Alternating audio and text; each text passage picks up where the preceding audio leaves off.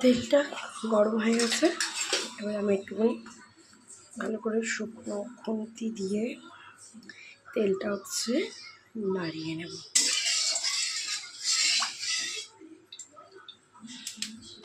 তেলটা নাড়িয়ে নেব। এবারে চিকেনগুলো দিয়ে দেবো।